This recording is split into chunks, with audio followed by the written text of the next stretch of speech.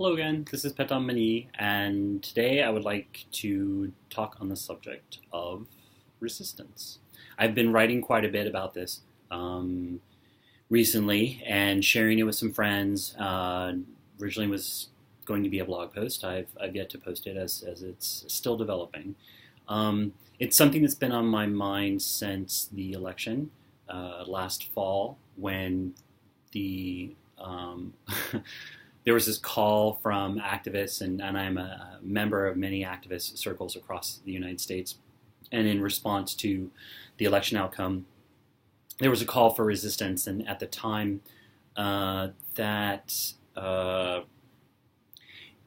didn't speak to me. I'd actually just been involved in labor organizing and whistleblowing at my work. There were some discriminatory practices that were being supported at the institution where I was working, and I was advocating to get this information out there to the powers that be in order to make some change, in order to just call out the behavior and say this is unsuitable. I do not agree with this. I will not be party to it.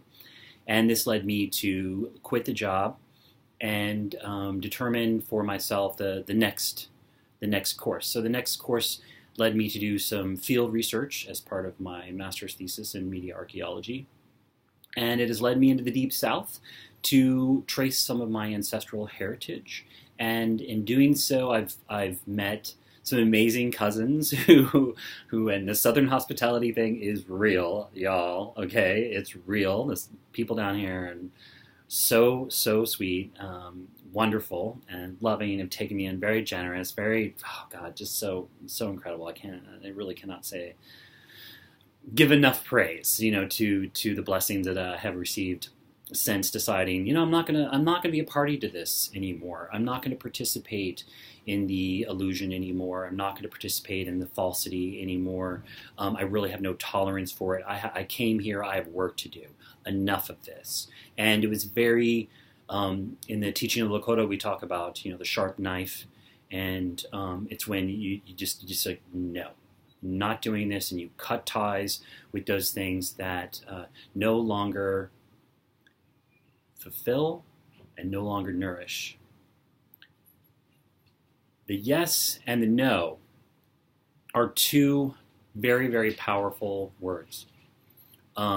Knowing how to call within yourself the power of each is a practice you can do every day. It's probably one of the first things that I learned from an incredible mentor I had in the field of psychoneuroimmunology, Dr. Lucia Marks. It is the foundation of some of her earliest work. If you're ever to do any work with her, she'll give you an assignment. This is a really great assignment. She's like, okay, for 1 week, I want you to explore the power of no. Start saying no to things. In fact, say no to things that you might even want to say yes to, just so you can feel the power of it, the power of your choices. You can say no to a lot of things. Then after we spend a week, we come back, we talk about our experiences, and she's like, all right, so now I want you to feel that yes. Go out into your life.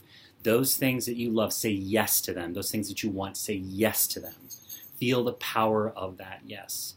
And once you start feeling the power of the yes and saying yes and yes and yes to life, and yes to the things that are fulfilling, that are nourishing, that are nurturing, that are life affirming, the no's are just the no's come a lot more easily.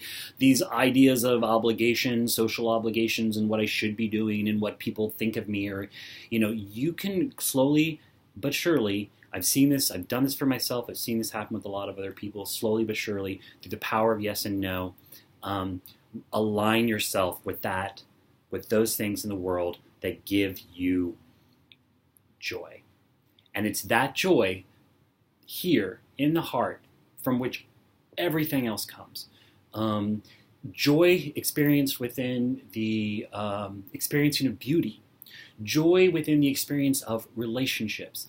Joy from the experience of solitude, of quiet, of stillness, of rainfall, of the earth at your feet. There's so many ways, little ways every day to just pull in greater amounts of joy when I'm able to slow down, recognize what is actually giving me energy, joy, love, and laughter and life, and put my focus to it. I do not any longer have to put a lot of attention on the things that I do not want. I can very simply be like, no, because the no helps steer me toward the yes. So, on the topic of resistance, if any of you, I'm a big fan of Carl Jung's work in psychology, his predecessor Freud. Fascinating concepts around the human mind and interactions and development, and in particular Jung, because of his use of archetypes and mandalas and mythology. So let's look at resistance from this standpoint. Law of attraction is a really hot topic right now. If you're not familiar with it, I would suggest, though, if you're going to do some exploration of it as a subject matter for yourself in order to make changes in your life, my suggestion would be to look at Abraham Hicks. Esther Hicks, it's an intelligence, collective intelligence, a unified intelligence, and she's a conduit for it. And people go and converse with this in mass numbers. They will, pay $200 a seat to go sit in a hotel, conference hall and have these conversations, or a chance at a conversation, and they're fascinating. They're all over YouTube. And right now, I draw a lot of clarity and strength from them. So if I'm feeling, kind of off, I can listen to these, and it'll help realign me with saying yes to the things that I want and feeling good about it. And the idea of resistance, like, I get it. They want to. There's a push. We want to politicize people, have folks more involved in the political process, more involved in creating what we want.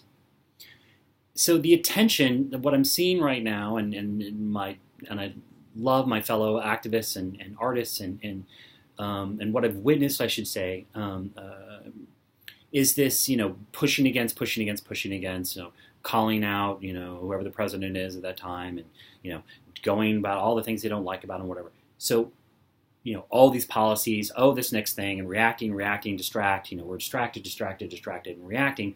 Where is your energy for creativity going? Where is the quiet and the stillness so that creativity for you to create the life that you want to show up? If you are continually in resistance to what you do not want and putting your attention on what you do not want, you actually end up calling it to you. Because you have so much focus on it, you end up magnetizing it and bringing more of it in your life and in your existence. So try this. Try taking that same magnetic energy and sending it to things that you want, and allow those things to come and to make your life, the rich, abundant, beautiful creation it's meant to be. We're here to be happy. We're here to have joy. We're here to have a good time. Seriously, we're here to create and inspire each other and inspire ourselves. We are not here to suffer. We're not here to whine. We're not, there's nothing here to fix. I love that when Abraham says that. There's nothing here to fix. You're here to create. So when we're able to step into the mindset of creation, step out of victimhood, step out of survival, and see ourselves as powerful, see ourselves as incredible creators, and see who we really are. We're on the edge of our galaxy here. We're out on the outer limits, meaning that we have a history, like the light didn't come here except from this black hole, right?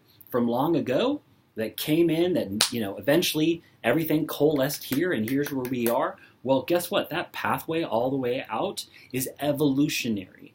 We are the peak of evolution within this galaxy. This form that we inhabit, this body that we inhabit, it is high tech.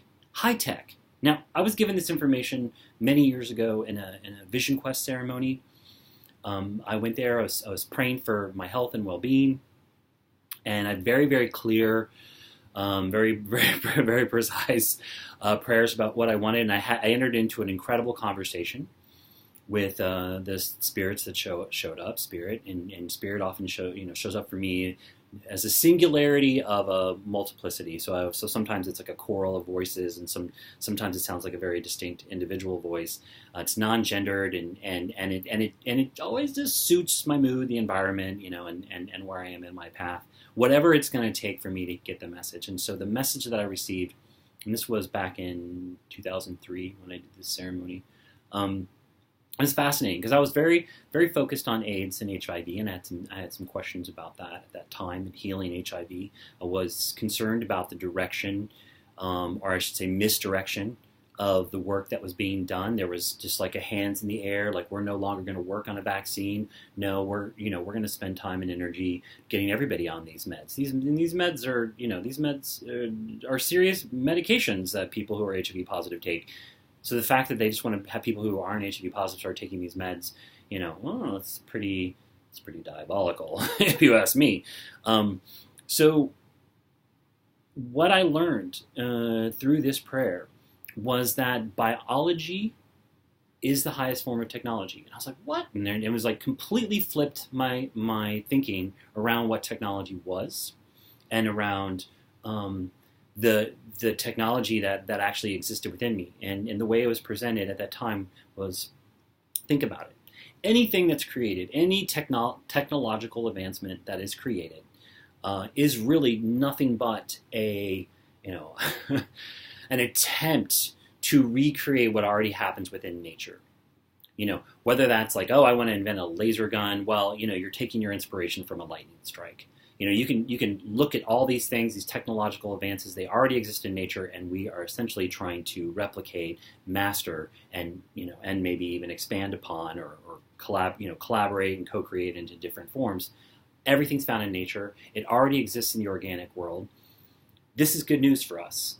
All right. This means we're not waiting for Apple and the likes of these Google and these other companies to give us technology. No, you have it in your body right now. You have the most advanced, your DNA, your spirit, your internal God, your emotional body is the technology behind your emotional body is so amazing, because guess what?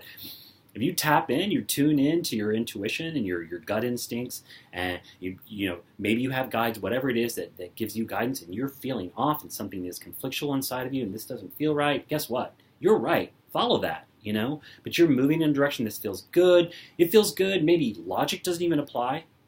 Like if I had to put logic on this, then it would like confuse me. But if I put the logic off and I'm feeling good about it, go with that flow, feel these things. They are life affirming. I cannot say enough about that. So another question that might occur in people's minds, like, okay, so if I'm just going with the flow all the time and I'm only doing the things that I like, what about the world? What about the things out there that need to be changed, that need to be, addressed? What about injustice? Hey, I care about injustice. I do. Part of that is just standing up. If it happens to you in your environment, stand up and just say, I do not agree. I am not putting my energy into what's going on here. I am not condoning what's happening here. You can do that. I mean, whether it's an interaction, you could do an empowered bystander training. You see an interaction between folks. You don't agree with it. You see somebody being harassed. You see a trans person being harassed. You see a Muslim woman being harassed. You can stand up and just be like, I do not agree with this. You can also take your love to that person and let them know they are not alone. Let them know that they are seen, that they are important, they matter, and provide that reassurance, because the more that we are able to love ourselves, the more that we are able to love others. And it has to be in here. So if you're resisting the outside world, I would say take a step back and rethink your resistance. Rethink your resistance as one of, being here in your body, standing in your truth, being of love. And you'll be surprised at how dissipating that resistance, you will be floored at, how much love can actually transform any situation. And I will give you an example. When I was a very small child and I was going to Catholic school, we always sat up front. We always struggled to get to Mass on time. We weren't my family is probably known as having a very different relationship to time, as a lot of people have accused us. And so we'd be rushing to get to even the last Mass of the day. And I'm a single mom, lots of kids. And my mom, though she's a very devoted spiritual person, she wants to sit right up front. She doesn't, she's like, to this day, I still do the same thing in classrooms. I'm like, I want to be right up front. I'm going to be the one to raise my hand. So with my mom, she wanted to sit right up front, which meant during communion, when everybody comes up and everybody receives communion, it means we were some of the first to take communion, which means that we were sitting there, supposed to be prayerful, as everyone else is coming up the aisle in order to receive communion. And I'm a little kid, and I'm watching everybody pass me by. These are all people from my town. I have some kind of relationship to everybody in this small town. If they're not some distant cousin of mine, then I go to school with that person's daughter, or I go to school with that person or their brother or whatever. I mean, there's people know each other. So I'm having thoughts about people as they're walking by. I'm having judgments about people as they're walking by. I don't like that person. I like this person. Da da da da da. And what I noticed as a small child is that when I started engaging in these judgy thoughts, that it really pulled me out of my prayer. It really pulled me. I started feeling that prayerful space that I had been working on, for like 45 minutes since we arrived. Like connecting with God and getting to the place of communing with God.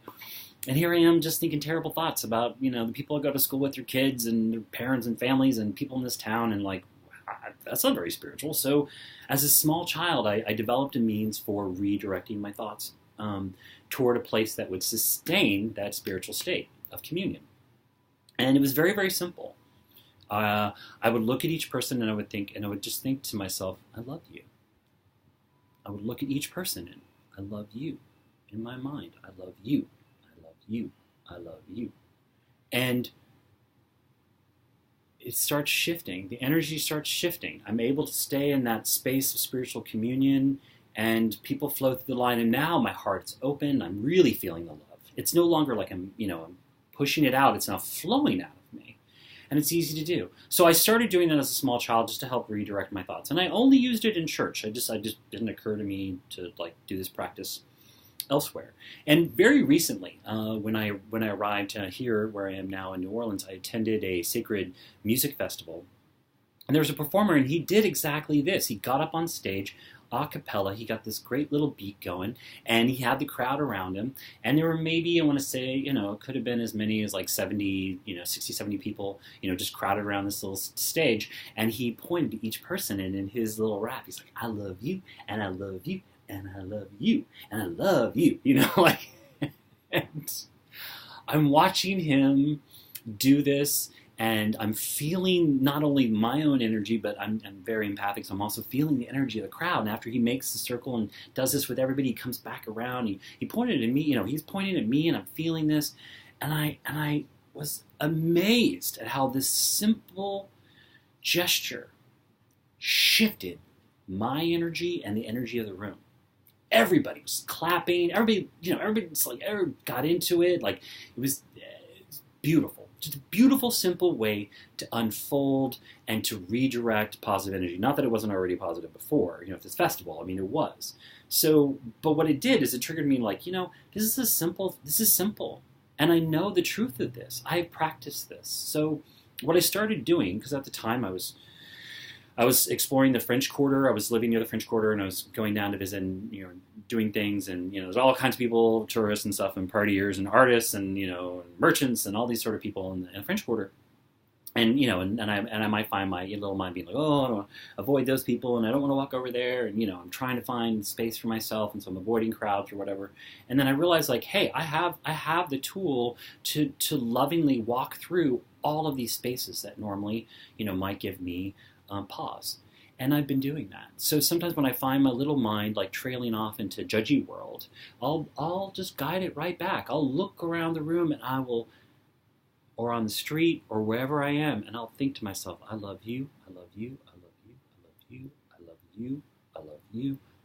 And the energy shifts, and I can start to bring my thoughts back into alignment and put my energy and focus where it belongs. So I offer that to you today as a tip. If you want to resist, I would say you can show your resistance through radical self-love. And the stillness, the quiet, the direction, like when you're preparing to take any action, when you're in that place of alignment, you will know exactly where your efforts are needed. It's not that you're never, never gonna like take action, again, that's not what this is about. This is about taking care of yourself first so you have something to give. And when you do give, you're giving it in a good way where it's not, you're not feeding what you don't want, and you're feeding what you do want. More importantly, feeding what you do want, and also you're aligning with your higher truth, and you're creating the world you want around you by calling out like no on this, yes on this. So let's come together. Let's work together. It's as a united people saying yes to love and peace and happiness in the world, first with ourselves, then for others, the people that we love, our communities, our families, our nations, this planet. This is the path forward. This is our evolution. And it's beautiful. It's beautiful. It's absolutely beautiful. I'm so glad to be able to share this with you. Thank you for watching, and have a glorious, wonderful day. Namaste.